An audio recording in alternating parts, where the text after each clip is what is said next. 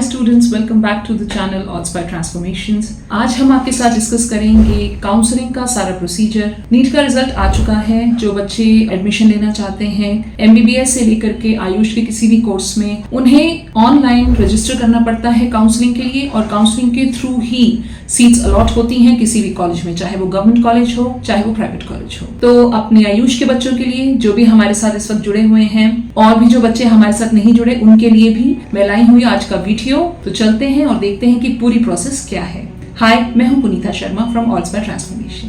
तो स्टूडेंट्स, जैसे कि आप देख पा रहे हैं मेरे स्क्रीन पर aaccc.gov.in, this is the name of the website.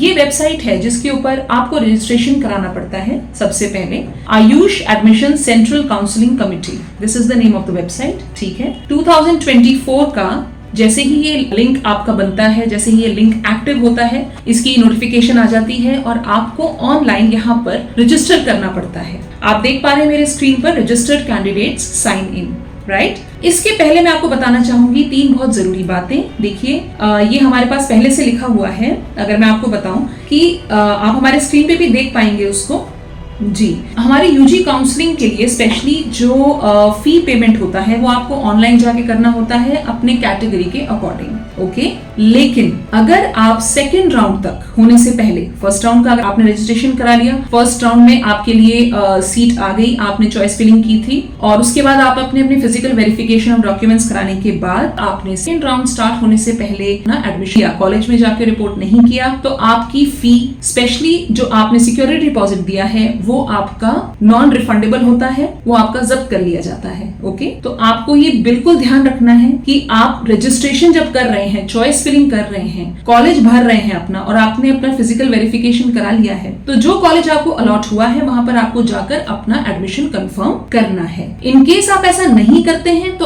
आपको ऑनलाइन प्रोविजन दिया जाता है कि आप सेकेंड काउंसलिंग में दोबारा चॉइस फिलिंग कर सकें, ओके। वो प्रोविजन आपको अवेल करना पड़ता है। अगर वो भी आप नहीं कर रहे हैं तो फिर आपका जो रिफंडेबल सिक्योरिटी है वो लैप्स हो जाता है, वो कैंसिल कर दिया जाता है, ओके। इस बात का जरूर ध्यान रखिएगा। और दूसरी बात, जब भी आप चॉइस फिलिंग करते हैं तो उस चॉइस फिलिंग को लॉक करना बहुत जरूरी होता है। जब तक आपके स्क्रीन पर लॉक्ड वर्ड ना दिखाए तब तक आपका चॉइस फिलिंग कंप्लीट नहीं है, और आपने जिस भी कॉलेज का नाम रखा है वो फाइनल सिलेक्ट नहीं हुआ है, ओके। इस चीज का आपको खास ख्याल रखना है। तो चलिए आगे चलते हैं।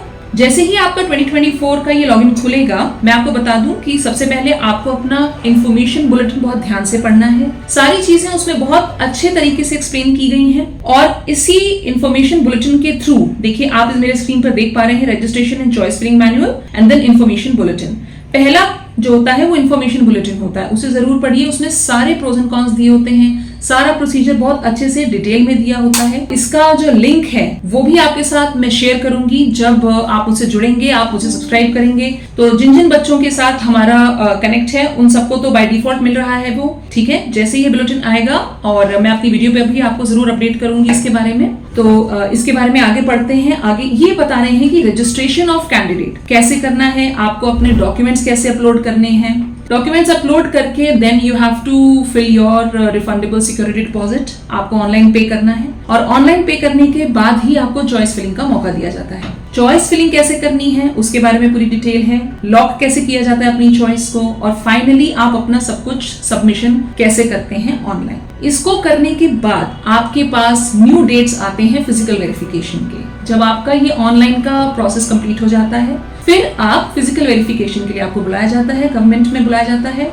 जो भी सेंटर आपको अलॉट होता है। And after that allotment letter download करते ही आप एडमिशन के लिए कॉलेज जाइए, अपने गिवन कॉलेज, और वहां पर अपने डॉक्यूमेंटेशंस सबमिट करके और अपनी फीस डिपॉजिट करके आप अपना स्टडी प्लान ले सकते हैं। आपको पूरा कॉलेज में प्रोसेस पता चल जाता है। ये आपका एडमिशन प्रोसेस कंप्लीट हो जाता है यहाँ पर, ठीक है।